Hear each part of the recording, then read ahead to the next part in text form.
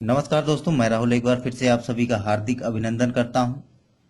दोस्तों, आज मैं आपको बताऊंगा जब यमराज की एक भूल ने बना दिया महादेव शिव को कालांतक। पर इससे पहले दोस्तों, अगर अभी तक आपने हमारा चैनल सब्सक्राइब नहीं किया है तो पहले कर लीजिए दोस्तों, क्योंकि ये बिल्कुल निःशुल्क, बिल्कुल फ्री है। इसके लिए आपको कोई भी चार्ज या शुल्क नहीं देना होता दोस्तों। तो दोस्तों, अगर अभी तक आपने हमारा चैनल सब्सक्राइब नहीं किया है तो प्लीज कर लीजिए दोस्तों। दोस्तों, आइए जानते हैं इस पौराणिक कथा के बारे में।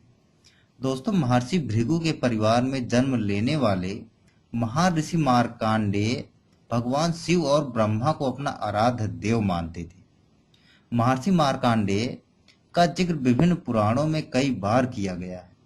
ऋषि मार्कंडेय और संत जैमिनी के बीच हुए संवाद के आधार पर ही प्रसिद्ध ग्रंथ मार्कंडेय पुराण की स्थापना हुई।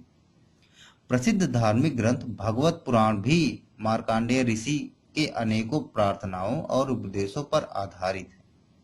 मार्कंडेय ऋषि का संपूर्ण जीवन अपने आप में एक शिक्षा है। इनके बारे में बहुत सी बातें हम सुनते कहते आए हैं।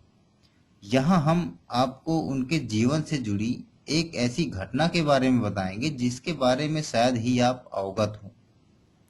दोस्तों, ऋषि मुकुंद और उनकी पत्नी पुत्र रत्न की प्राप्ति के लिए भगवान शिव की तपस्या करी थी।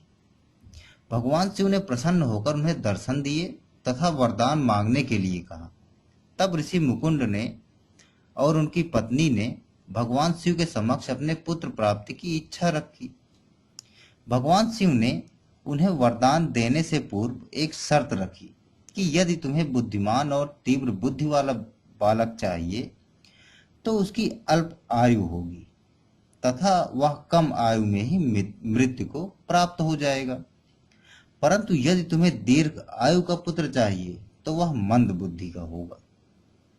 दोस्तों, ऋषि मुकुंद तथा उनकी पत्नी दोनों ने अल्प आयु परंतु बुद्धिमान पुत्र की कामना भगवान शिव से की। भगवान शिव के आशीर्वाद से उनके आश्रम में मार्कंडेय नामक विलक्षण और तीव्र बुद्धि वाले बालक ने जन्म लिया। मार्कंडेय की आयु सिर्फ 16 वर्ष की थी। जैसे जैसे मार्कंडेय बड़ा हुआ उसका भगवान शिव के प्रति समर्पण बढ़ता गया।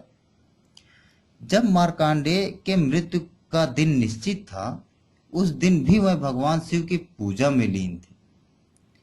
मार्कंडेय का भगवान शिव की पूजा में पूरी तरह लीन होने के कारण यमदूत भी उनकी पूजा में विघ्न डालने में असफल रहे। यमदूत के उनके कार्य में सफल न हो पाने के कारण स्वयं यमराज को पृथ्वी लोक में आना पड़ा। उन्होंने मार्कंडेय को अपने पास में फंसाने के लिए उसका फंदा बनाकर उस पर डाला, परंतु वह गलती से भगवान शिव पर जा लगा। इस पर भगवान शिव को यमराज पर क्रोध आ गया तथा वह अपने रुद्र रूप में वहां पर प्रकट हुए। रुद्र रूप में भगवान शिव का यमराज के साथ भयंकर युद्ध हुआ दोस्तों, जिसमें यमराज को पराजय का सामना करना पड़ा। तब भगवान शिव ने यमराज से एक शर्त रखी कि उनका भक्त मार्कंडेय अमर रहेगा। इस घटना के बाद महादेव शिव कालांतक नाम से जाना जाने लगे। कालांतक शब्द का अर्थ होता है काल, यानी मृत्यु का भी अंत कर दे। दोस्तों, सती पुराण में भी यह उल्लेखित है कि स्वयं देवी पार्वती ने ऋषि मार्कंडेय को वरदान दिया था कि केवल वही उनके वीर चरित्र को लिख पाएंगे। यह लेख को दुर्गा सप्तशती के नाम से जाना जाता है, जो कि मार्कंडेय पुराण का एक अहम भाग माना जाता है। दोस्तों, भगवत पुराण के अनुसार एक बार नारायण ऋषि मार्कंडेय के पास आए तथा उनसे वरदान मांगने को कहा। ऋषि नारायण को साक्षात भगवान विष्णु का अवतार माना जाता है। दोस्तों, श्री नारायण के ऐसा कहने पर ऋषि मार्कंडेय ने उनसे अपनी चमत्कारी शक्तियां दिखाने को कहा। उनकी इस इच्छा पर भगवान नारायण ने एक पत्ते पर बालक का रूप धारण किया तथा कहा कि मैं समय और मृत्यु है। ऋषि मार्कंडेय उस बालक के मुख के अंदर चले गए दोस्तों, तथा वहां जाकर उन्होंने ब्रह्मांड का अद्भुत नजारा देखा। भगवान नारायण के बालक रूप में मुंह के अंदर जब वह पेट की ओर पहुंचे तो उन्हें वहां नदी, पहाड़, झरना सब कुछ दिखाई दिए। कुछ देर बाद जब ऋषि मार्कंडेय उनके पेट से बाहर आने की सोची तो उन्हें कोई रास्ता नहीं समझ आया। तब उन्होंने भगवान विष्णु की प्रार्थना शुरू कर दी तथा कुछ देर बाद वह बालक के पेट से बाहर निकल आए। इसके बाद उन्होंने भगवान शिव का करीब 1000 साल तक सानिध्य प्राप्त हुआ।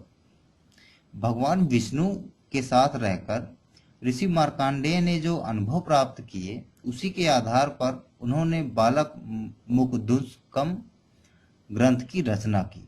मुकदष्टकम ग्रंथ की रचना की थी। दोस्तों अगर आपको ये रोचक तथ्य, ये पौराणिक कथा अच्छी लगी है तो इसे लाइक और शेयर करना ना भूलें और साथ ही आपके सुझाव की बहुत आवश्यकता है। दोस्तों अपने सुझाव हमारे कमेंट बॉक्स में जरूर बताएं। इसी के साथ मैं राहुल आपसे विदा लेता हूँ। नमस्कार, शुभ रात्रि।